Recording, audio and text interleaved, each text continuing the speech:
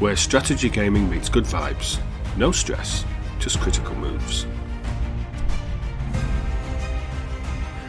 Hello everyone, and welcome back to Critical Moves. Today we're going to be talking about single player versus multiplayer in strategy games and how important is the single player experience to the success of a title. I'm joined by Nuno. Hello everyone. And by Timothy. Hey everyone, how you doing? Are you good, gentlemen? Had a nice weekend? Quite alright. Yeah, pretty much. Excellent. So I wanted to come together to talk about single-player games and whether a single-player mode is actually important to the success of a game. And I know that Tim, being our regular, awesome multiplayer expert and champion of thousands of online multiplayer matches, will have lots of very strong opinions about this. Because for me, I think it's really important that games have a single-player element. Tim, what do you think? Am I wrong? Am I right? Well, to each their own, right? If you enjoy single player, if you enjoy multiplayer, have fun with that. And there's nothing good or bad about it. But yeah, if you're talking about commercial success, that's a different question, I suppose. Yeah, you're right. Each to their own. And I certainly wouldn't take away from you wanting to blow people up online and, have a virtual dick measuring contest with people across the globe. But I guess what we're talking about is, can games be successful if they do not have a single player element, such as a campaign? Nuno, what do you think? As someone who enjoys single player, and I don't play multiplayer in strategy games, I mean, if it was down to me, I would say no, because I wouldn't buy them. But games like Tim was saying, like Beyond the Horizon is multiplayer only, and it has a lot of players. So I guess you could say they can be successful, but I don't know any cases of any exclusive multiplayer strategy games. Do you know other titles? Because I don't, or at least I can't remember. I think that there's a few, but if we look at the numbers and if we look at purely like commercialization, the numbers don't lie, and there's like vastly more single players than multiplayers. And so if you only care about selling a lot, I guess you do want a single player campaign and single player oriented game. But that is for strategy games, by the way. We're not talking about other genres. But for strategy games, the numbers don't lie. There's many more single players than multiplayers. I think there was a survey done. It's a few years old now. And in this survey, they asked people, how would you consider yourself? How would you describe your gaming style? Are you a casual player? Are you a competitive player? And it was something like 80% of people said that they were casual gamers. Mm-hmm. Casual gamers tend not to be playing multiplayer games. Mm-hmm. They tend to want to enjoy a single-player cinematic experience rather than going online and being at the top of their game when it comes to competing. I think that's changed from that original research, which was, as I say, several years old now. And it seems that there's a difference in the demographic. So older players, me, Nuno to a degree, prefer single-player games, and younger players, Timothy, prefer multiplayer games.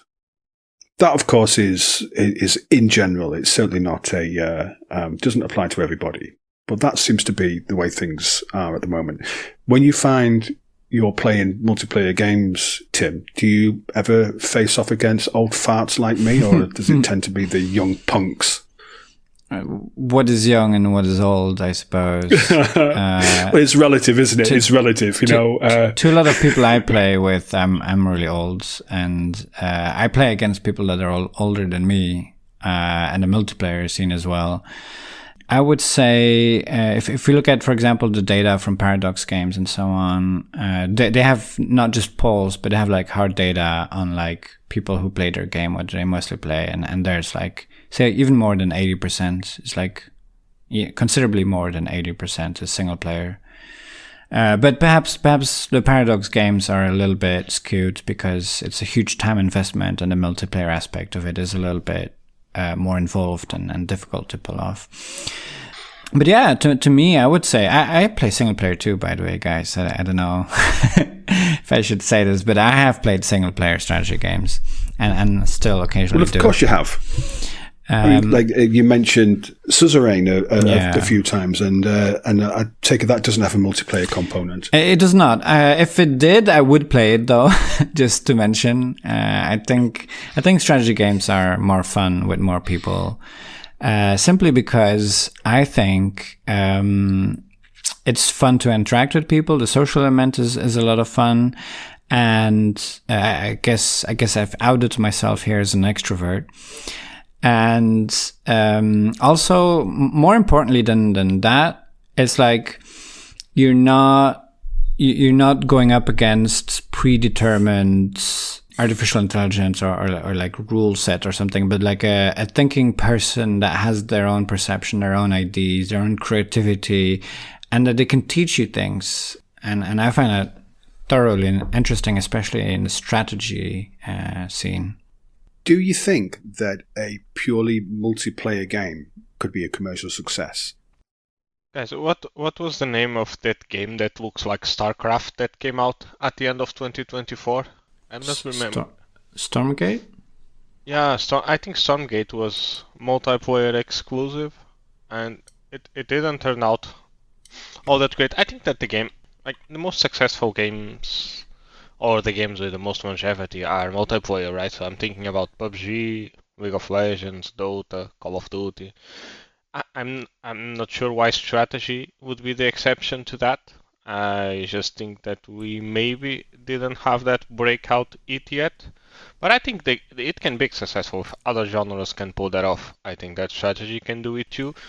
I just know that I'm not the kind of player to enjoy those kinds of games, because like whenever I play strategy games, I do this just to unwind at the end of the day, and I don't want to be competing. Whenever I want to compete in something, I like to do it as a team, so with a couple of friends, and we go and we play, say something like maybe Overwatch and Counter-Strike, because it's one of the few games that we all play together. And I basically what I'm doing that is just so that we can be on Discord and talking, and not for the competitive aspect of it, right? So just to have some fun. And I don't know. I think a game can be successful, but I'm not sure if we're gonna see that soon. I highly doubt that. So the way that these games are commercially successful is that the content is not as much something that they have to create, the developers have to create over and over again. The content is the interaction between the players. So let's think of a single player game, a campaign, like a StarCraft campaign or something like that. The content is something that is made over with huge amount of designers, developers, arts, creators, and so on, and they have to spend a huge amount of time to create the story, create the maps, create the content basically over, and the player plays it in a couple of days and it's over, and they finish the campaign, and maybe in a few years they will play it again one more time, but that's about it. That's the content. With multiplayer, you have infinite content, because the interactions between the players is what keeps them coming back. They don't come back to have the exact same experience again. Each time that they play, they have a very different experience, because they're interacting with new people, or they learn, or the enemy learn, or whatever. So commercially, that means that you can give a huge amount of player hours and player retention and so on over a long period of time with very minimal effort in terms of production. No, you're right. And there's an interesting example of this, which is Supreme Commander. So huge campaign, or 3 different campaigns on there. Obviously, lots of work has gone into that with story writers, with script writers, in order to get that campaign completed. But the reason why Supreme Commander is still played today isn't because of Supreme Commander, it's because of Forge Alliance Forever. It's because of the multiplayer fan-made client. That's what keeps it relevant in 2025, when the game was released in, I think, 2007, something like that. Yeah. So it's still relevant because of the multiplayer. But there is a caveat to that. that game, how did it get in front of those players? And it didn't get in front of those players initially because of, and I'm talking back in 2007, it didn't get in front of those players initially because of the multiplayer aspect. It got in front of those players because of the single player aspect. As we said back then, or even as recently as 4 years ago, 80% of players would be casual gamers who wanted to play that campaign rather than fight online multiplayer battles. So you need to have this single player element to sell the game, but then you need the multiplayer element for longevity. Yeah, but also they made their money off of the single players, not the multiplayers. Well, and that is, again, another point, isn't it? It's great that these games have longevity. It's great that they're still being played. But I suppose for developers, or rather for publishers, let's make sure that we identify who the bad guys are here. It's the EAs of the world. Mm-hmm. For publishers, once they've sold a copy of that game, they don't care anymore. Mm-hmm. Unless you've got Paradox's DLC strategy where they will continuously plague you for money, for new content. Unless that's your financial strategy, once you've sold your game, you're finished. You don't need to do any more than that. And if people want to continue to play multiplayer versions of your game for the next 10 years, well, let them crack on. The issue comes where you need servers for games. So you need servers for multiplayer games. Who's paying for those servers? I think Al is in a crusade against publishers on the last couple of episodes. But yeah, I know the point that you're making, but isn't that part of the life cycle of a game? Like, you can't keep a game going on forever. I mean, you should, right? You should be able to do that. But I think the right thing to do is that once you stop supporting the game, and you don't want to keep paying for the servers, I think the right thing to do is just hand the code over to the community and let them do their stuff, because they'll eventually come around and do it, right? If you have a lot of examples of that. But I think the reason why multiplayer games in strategy, or why like you have that 80-20 rule here, that like 80% of people play single player, but 20% get a lot of attention, is because like it's if you're a publisher, or if you're a developer as well, if you want to keep expanding on your game, it's easier to do when you have an engaged audience, right? So the multiplayer guys are the ones that will play a game for longer, because if you're single player, you play the campaign and maybe do a couple of skirmishes, and you probably won't pick it up again for a couple of years. But if you're playing on multiplayer, you're actively engaging with the game, so you're looking for news, you're looking for updates, you're looking for new DLC, you're excited to see what comes next. So I would like to know, you guys' opinion on that. Is that I have the idea that on strategy games, multiplayer gets a lot of attention from the community, and I think developers tend to cater a lot to multiplayer gamers. I'm not sure if that's just my perception of it, or if you guys have an opposite one, Tim. So I definitely think that multiplayers are the loudest, but that's, I mean, that speaks a little bit about what I mentioned earlier, is that like multiplayers are people who are social and socially engaged with the game, and that's how they engage with the game, is like the social element. So they talk with each other, they're already there, they're already talking. Whereas a single player person, the social element is extremely far removed from their day-to-day experience enjoying the game. So I think that's a very simple explanation, but that seems to make a lot of sense to me personally. Well, one thing I would like to bring up perhaps is multiplayer does not mean competitive. Maybe this is something... No, it doesn't, you're right. Yeah, maybe that's something that's overlooked a lot, but like there's tons and tons of really fun games you can play, the two of you, and you can maybe even play cooperatively or whichever. Like Anno 1800, for example, is like a really fun example of that, where you're having fun building your your islands, trading, and so on, and you can cooperate with each other. You don't have to compete. You're just enjoying the strategy game together, and I think that can be loads and loads of fun. Even games that are traditionally competitive in the multiplayer, or that's how they're seen. Even those you can play together. You can play together against the AI. You can do all sorts of things with that, and I've had a tremendous amount of fun doing exactly that, actually. Yeah, you're right, and Bar has a cooperative mode, doesn't it? And how popular is the co-op mode compared to the purely multiplayer mode? Purely competitive multiplayer mode? It is actually quite popular. We call it PvE, player versus environment. And it does cater a lot to the more casual player who doesn't want to worry so much about, am I doing the most efficient thing possible? And like, wants a more laid back time, or like, man, you have a like really stressful job that you're busy with all day. It demands a lot of your attention, and you're coming home and you kind of just want to, like for 1 hour or so, you want to like escape your life and have some fun building some cool buildings and see big explosions and so on. Yeah, competitive multiplayer is just, it's probably not your thing, and I totally get that. And then the PvE in games like Bar is really fun. It's like, oh, you go with a bunch of friends. You still have the social element, especially if you like that aspect, but you're not that concerned about winning or losing, or like who did what, and like did you contribute as much as you should, and so on. You're just like, you're enjoying the game, you're enjoying the explosions.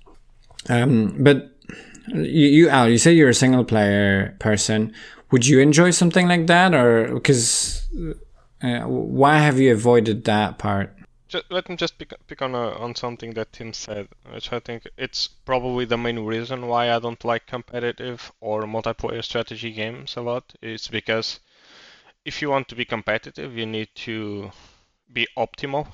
And I don't want to be optimal when I'm playing my games. I like to try out different tactics. I like to play around with the units. So, but I gave you like a lot of examples where that was not, where you can have multiplayer and that's not necessarily a requirement. Where you have like in Bar, you have the PvE where you're just chilling and like you can be chill about it, and you don't need to be playing at your best, and it's not competitive, and it's like more cooperative. And like my question was like, considering that you don't have to be competitive.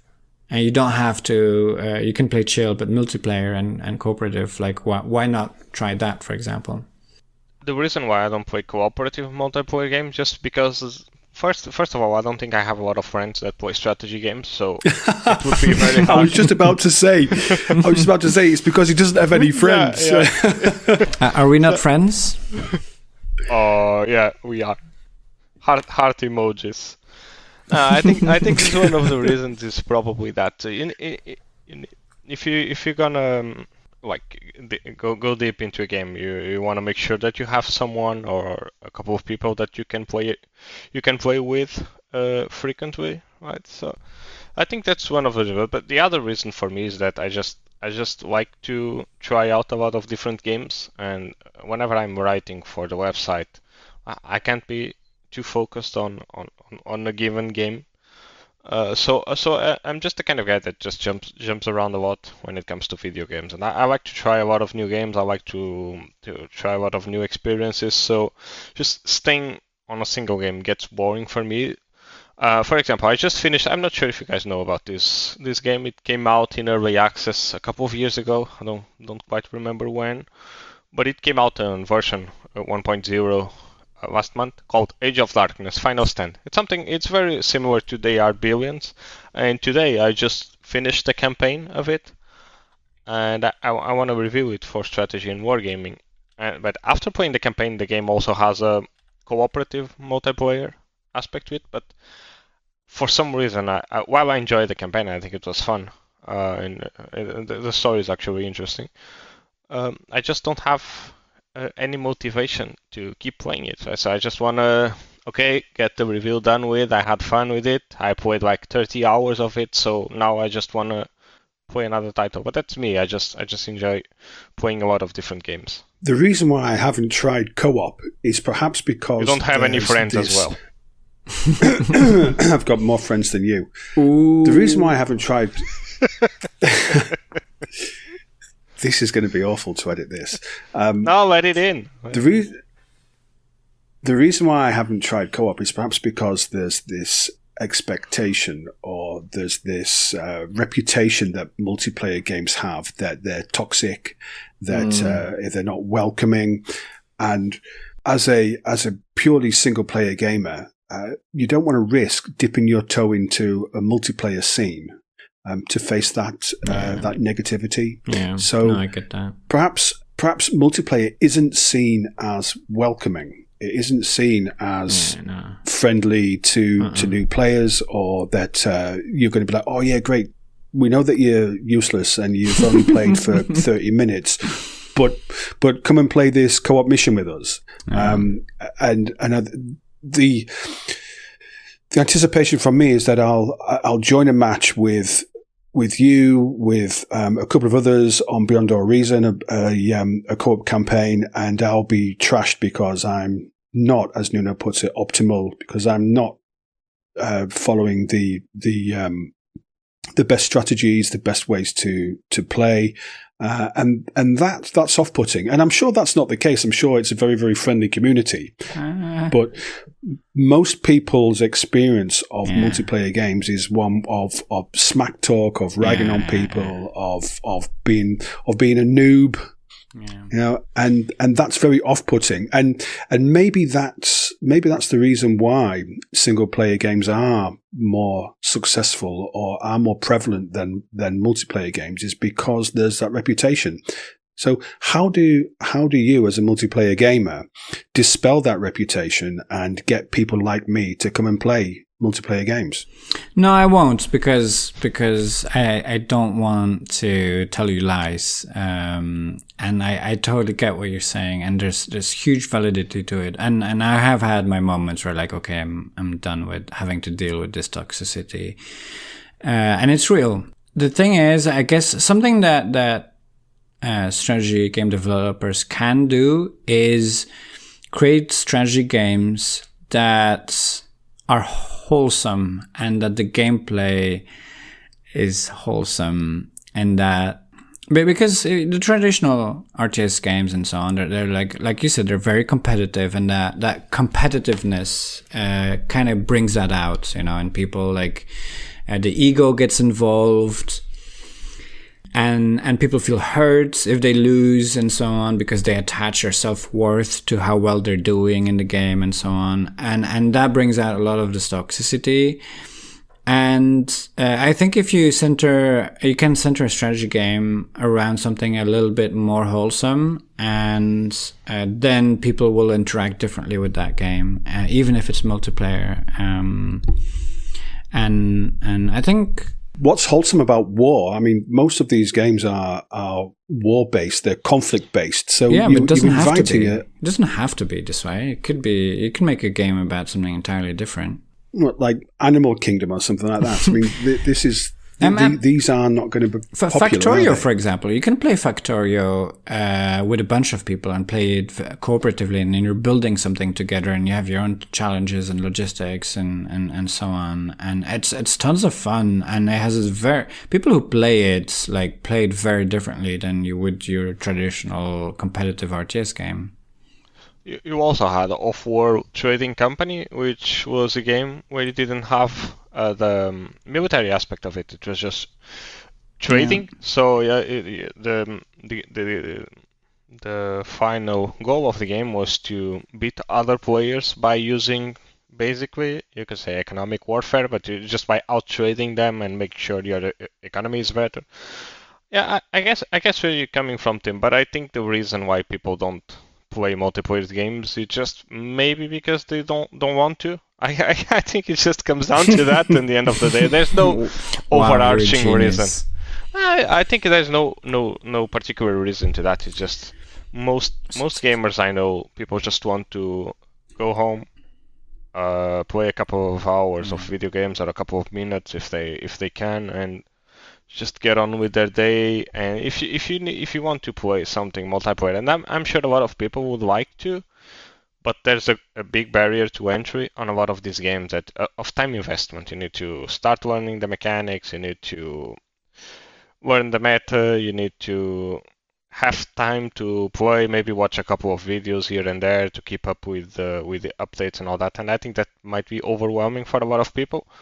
One of the reasons why whenever I drop a multiplayer game I'm playing and I have such a hard time coming back to it is because I feel like I need to, okay, now let me read the latest patch notes. So which is the optimal strategy right now? I'm thinking about League of Legends, for example. I haven't played League in like 3 years, I guess, at the moment. So if I went back and played League of Legends, I'd be like, oh fuck, I need to watch like a couple of hours of YouTube videos just to get up to date what has been going on. And I think that's a massive barrier for me because it feels like a lot of work for, okay, I'll go and I'll play and I'll maybe stop in a couple of weeks again, and then I'll come back after 3 years and I just have to do it all over again. And it's just not work for me. I'd like to introduce one way in which I've really enjoyed strategy games myself with, that is multiplayer as well, and it is also outside of this ID. So with my partner, that's something that I've had a lot of fun. Just the two of us at home, and we're just playing some really fun strategy game, something like Heroes of Might and Magic Tree, where there's like a scenario. Yeah, it's a really fun bonding time, and yeah, that's something I recommend if that's something you're both into, of course, you know. Well, I think you've already got the trust there. You already know that person is not going to be saying, you're a noob, you're terrible, I'm done with these armless noobs. Do you even turn your monitor on before you started the game? You can anticipate you're not going to get that negativity from someone that you're close to because you already have those bonds. Yeah. Whereas coming into a community, an established community, I mean, Bar's been around for 20 years, you tell me. So coming into that, where you could have players who have been playing the game for a decade or more, and I come in with 10 minutes experience, there is that trepidation that you're going to be met with a lot of negativity because you are going to be suboptimal. You are not going to be able to understand every single mechanic, understand every nuance of the units or the best strategies or the build orders, the meta, as Nuno puts it. And that is off-putting. So playing with someone that you're close to, fantastic. You're avoiding all of that negativity straight away. Because if you don't, they'll never speak to you for a week. Whereas someone like me, wanting to maybe dip my toe into multiplayer gaming, it's off-putting. No, I get that. One thing is, with newer games, there's usually like a large influx of newer players. Beyond All Reason also like constantly has like an influx of new players. So you can often find with these games people to play with that are on the same level as you, and it's like a big important design decision as well, is to make sure that keeps happening.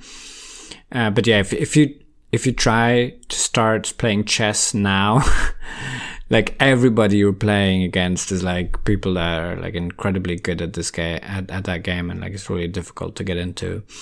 But no, I get that. I really do, and I guess it is something that you have to be able to be okay with if you want to get into that. And I would warn people that if they want to get into multiplayer, they've never tried it before, you need a thick skin. If someone is yelling at you, if someone is insulting you, that says something about them. They have issues. If someone is toxic towards you, they have personal issues that they're putting on you. It has nothing to do with you. It's nothing to do with your, like, how worth you are as a human or anything of that. Even, man, you're playing a multiplayer game and you're just like barely playing the game and you have no idea what you're doing and just like, like you have trouble controlling the character or whatever. Man, that's fine. Like you don't deserve to be insulted because you don't play well. Even if you objectively play really, really poorly, that's totally okay. And yeah, be able to have that thick skin that other people, they're toxic. That's a them issue. They have problems, not you. Okay, so what are developers doing to combat this toxicity? That's tough. I'm actually as part of the Beyond All Reason moderation team. It's something that's discussed a lot within the community because, there is a right balance, and that balance is very in a different place if you ask different people. And where's the line drawn differentiates a lot based on different people. So it's a discussion that is ongoing, and I don't think it will ever stop. Some people, they don't mind the toxicity, like they're born in it, so to speak. Not really, actually, but like they're perfectly okay with that being there. And the issue though is that if you allow toxicity without any moderation, they chase away anyone that is not okay with that. And I think there's actually more people not okay with toxicity than people that are okay with it, but they're just not as loud as the toxic ones. So I do think that strong moderation is still a important thing, even if you don't hear a lot of people saying that moderation should be stricter, and you mostly hear people complaining that moderation is too strict, because that's the usual feedback you get. I have my hot take on that is that I think moderation in games are too strict.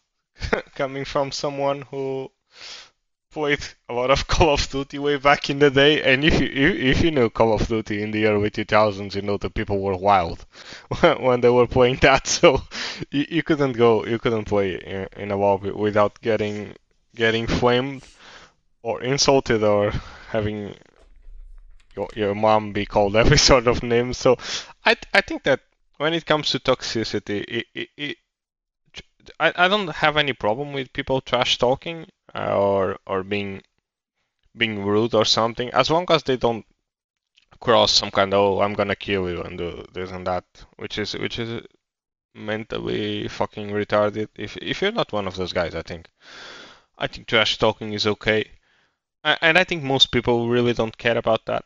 I mean, if you're playing a game and someone calls you a name, do you really think about that?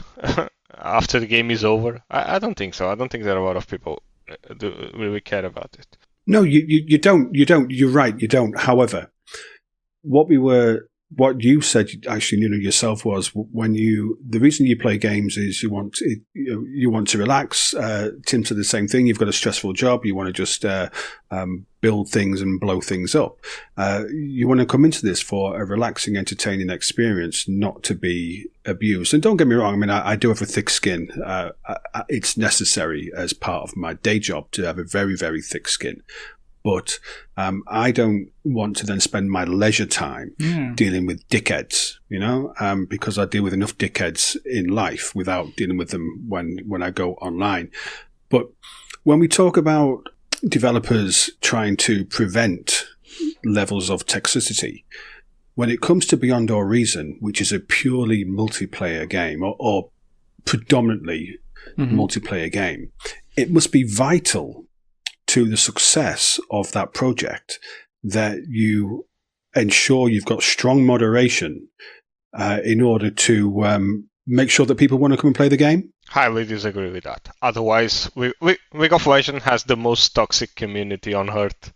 I can assure you, I was part of that community, and it's one of the largest games ever, and it's terrible. So, Nuno, I disagree with you on there. I can tell you that, as you mentioned, Bar has been alive in one form or another for all of that time, for like 20 years or something like that. And for most of that time, there was no moderation or almost no moderation. And people were extremely, extremely toxic. They would call each other all sorts of names, insult each other like very, very strongly. Because not only is it a competitive game, it's a team competitive game. So if your ally doesn't do the most efficient thing possible, you're going to lose. You feel bad about it. So you get angry at the others for making you feel bad, basically. And yeah, there would be very regularly new players who come along and like, oh, cool, this strategy game, I'm going to try. They immediately get insulted. They immediately leave. and it stayed small. The game stayed really, really small. And you see this a lot, and this happens so much. And you mentioned yourself, like, you don't want to play a game because you're stressed about the feedback you're getting and so on. And honestly, if let's say I have a board game cafe and I invite people to come over and play my game that they developed or whatever, it's a board game, and people come over in person to play this board game. And then, like, while they're playing, there's one person that starts yelling at the other person that they're playing with, and they're calling them all sorts of insults and like verbally abuses them. I'm saying, I'm sorry, this is my place that I'm hosting here. You're being abusive. Please leave now. And I don't want them to come back. I really don't. And if I host a game and I invite people to come and play my game, and some people are nasty and verbally abusive, I don't want them. That's how I personally view them. I'm sure some people, they don't mind the toxicity. They're okay with that. They've learned to cope with it or whatever. I still believe that they are negatively impacted by it. I still believe that it's not really good for you to be around this toxicity so much. But I mean, to each their own. If that's what they decide to do, go for it. But I think it can be done much better than just, let's allow everything. And I think being verbally abusive is just, it's not okay. It's not something that you should be told is okay to do. And is perhaps these levels of toxicity in multiplayer communities, is that maybe a factor in why they're not as successful as the single player elements of these games? Absolutely. I mean, if you think about, okay, there's a few things. I think there's one is like this fear of negative feedback from others, but also there's like fear of not being enough, right? Like, you play a game against someone that's much better than you, and they destroy you, and like, you're not having fun. Like, what is this? What did I just do? Like, I just spent half an hour just being completely beaten by this person. I had no chances of winning, and to ever change that, I would then have to invest like many hours to overcome that and gain all these skills, and there's many hours of suffering so that maybe I could enjoy it. I think that's another factor that people don't play multiplayer as much. No, I just have a different perspective on that, because if you're gonna play a game online, and if you're gonna be discouraged by someone who's being rude to you, I think that maybe you should get a bit of a thicker skin, because I mean, it's a fucking game, and it's some idiot online that you're probably never gonna see or play with again. And like I told you, I have a lot of these kind of experiences in my gaming life from someone who played Counter-Strike, Call of Duty, League of Legends, so every toxic game you can find. I know I've been called a lot of names or insulted a lot, but I cannot tell you one single example of it, because it just doesn't affect me at all. It's just, okay, so this guy didn't like the way I play this and is calling me names. Yeah, sure, but just I guess so.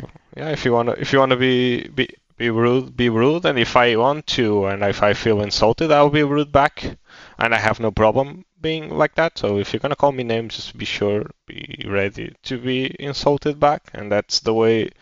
If you throw shit, expect some shit back at you, and I think that people would be. I think gaming would be better if people would start, like, if someone's nasty to you, make sure that you defend yourself. Don't report them. Don't just, okay, if they call you names, call them a couple of names back, and probably things will just end there, and things will be all right after that. So I think just to stupid people being stupid, and if you're stupid to them, I think things just end there. I think just some people, their definition of fun is being assholes. So if you're an asshole to them. So that's great for you that you don't mind that. I don't think like having a habit of insulting each other creates like that great of a fun experience that people would enjoy. But regardless of how you personally, Nuno, feel about that, I think as a person that goes into a public space, you have a certain type of rights not to be verbally abused. And if someone goes ahead and do that, I think that should be discouraged. And I think if you have someone over that you've invited in your home and they're starting to be verbally abusive to some of your other guests, I think you would have a problem with that. I think those things are not the same. One thing is this: if you're in your home and if someone is physically there, and if they're being rude to you, that's very different from someone which you're playing against, which is probably hundreds of miles away from you when you're just playing a game with them. And if they're rude to you, yeah, sure, you always have the option to probably mute them or just ignore them.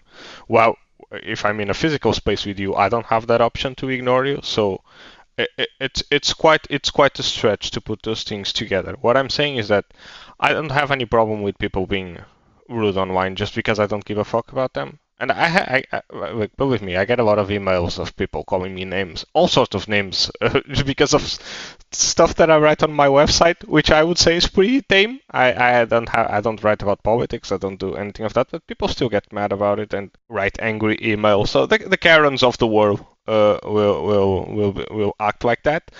And I'll talk back. If someone tells me, "Oh, you're this because of that," I'll email them back and say, "Oh, go fuck you," because go fuck yourself, because I don't have to deal with that. Just because you're okay with that doesn't mean that other people are okay with that. All I'm and saying that doesn't mean is that they have to be okay with it. They either. don't. They don't have to be okay with that. That's a personal opinion. That's what I'm saying. I just think that if you want to be an asshole online, if you want to be an asshole while playing a game, I think that eventually you're gonna run out of people to play with. So you're not going to have any friends, you're not going to be having fun. Also, from last thing. Okay, let's just draw a line under that, because I want to just make this point, because before you two start being toxic, before you start throwing things at each other, the question is, do these kind of behaviours that Nuno says he doesn't care about, and I agree with Tim here, I think that it's unacceptable. Do these kind of behaviours foster an environment which makes games successful? We are all strategy gaming fans. We all want to play strategy games. We all want games to be successful within our particular chosen genre. Now, the question is, if you've got people coming into these environments who are being dickheads, does that make other people want to play those games? And if other people aren't playing those games, developers aren't making those games because there's no money in it for them. So surely it makes sense for all strategy gaming fans to be against those kind of behaviors that prevent people from wanting to be part of that community. Is that not a fair comment? I think there's two types of players that are okay with it and players that are not okay with the toxicity. And players that are not okay with the toxicity, you're not going to hear them. They're not going to complain too much about it. They're not going to say anything. They're going to join. They're going to try. They're going to get this like very strong reaction from people. And they're going to be like, nope, uninstall, gone. And you don't even know that there's an issue or anything like that. Whereas the people that are okay with toxicity or even themselves are very abusive verbally, if you're too strong on the moderation part, you will hear them. They will come at you. They will complain. How dare you be so moderate so strictly and so on. And they'll direct this toxicity towards moderation even. And I think that gives developers sometimes a little bit of, we shouldn't moderate too strictly because look at this verbal abuse that we're getting basically from the community. I would say that maybe you should consider the silent majority that is actually totally not cool with that. Because if you go in the streets, if you talk to people, vast majority just does not enjoy being insulted like that and doesn't accept that. Okay. No, I agree. All right. So let's move on from this toxic this toxic conversation. Sorry, this toxicity conversation, because neither of you being toxic, you're wonderful.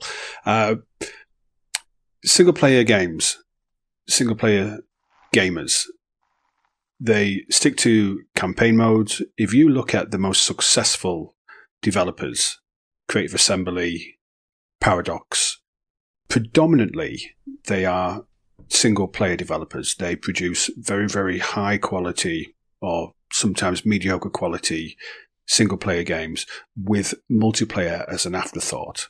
Do you know, or can you think of any examples of where people have been able to, or developers have been able to produce both a high-quality single-player experience, but also a in-depth, well-thought-out, competitive multiplayer scene as well? Or can't you have both?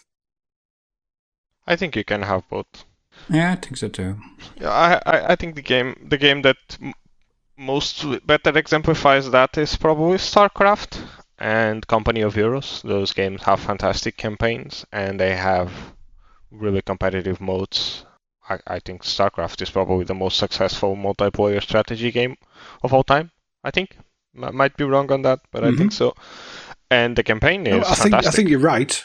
I think you're right. And StarCraft really, I mean, it was the Command and Conquer games that started online multiplayer for RTS games in particular. But it was StarCraft that mastered that. It was StarCraft that refined that and made it I mean, you look at the Koreans. Do they not still have StarCraft leagues even now, which are hugely popular? They're almost cultural events, you know.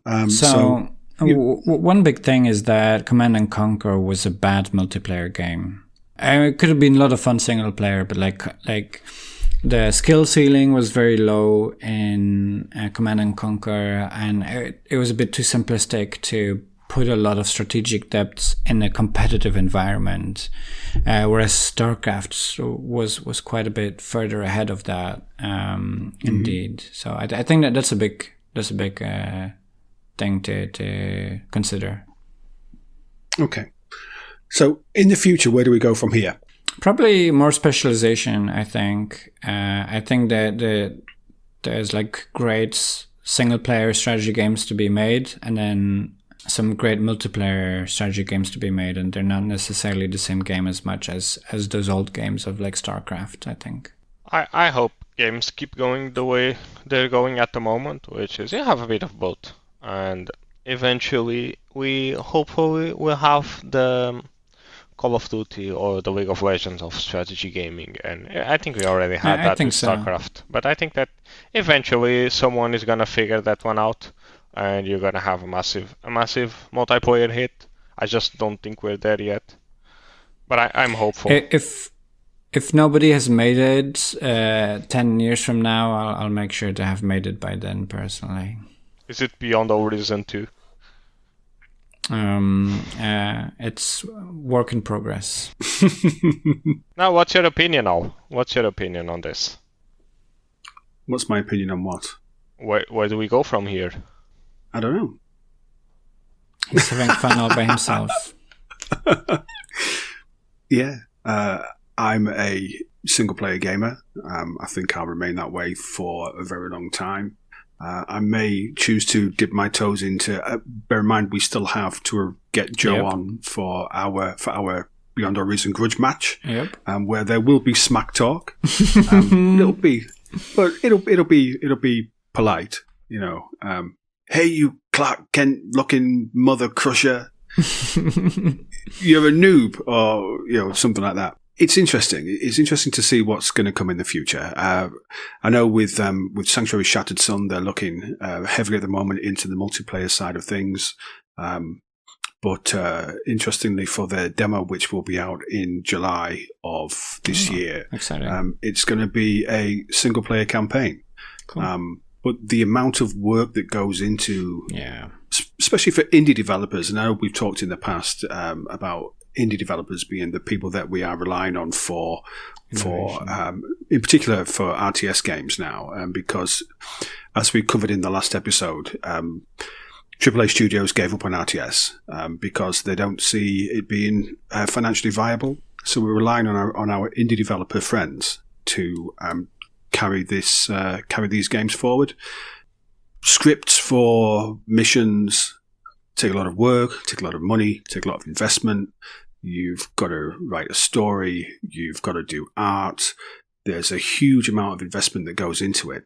But personally, and I think historically, the evidence all tells us, if you do not have a single player element to your game will not be commercially successful. So I think that studios will continue to focus on single player elements, and in the background you'll have that toxic multiplayer scene, which people like me just aren't really interested in getting involved in. And it's not about me not wanting to be abused, it's just I can't be asked to deal with it. Yeah. So that's where I stand. So on that point, on that bombshell, thank you very much, gentlemen, for coming to talk to me. It's always a pleasure to see your beautiful faces and hear your lovely voices. For the listeners out there, come and join our Discord and tell us what you think about the single player versus multiplayer gaming situation. Are you a toxic gamer? Do you smack talk like a bitch? or do you hate it? If you go to criticalmovespodcast.com, you'll find all of our links. Come and talk to us. And if you enjoyed us smack talking each other for this episode, please share this episode with somebody else you think might enjoy it too. Thanks for listening. Goodbye, gentlemen. Bye-bye. All right. Cheers.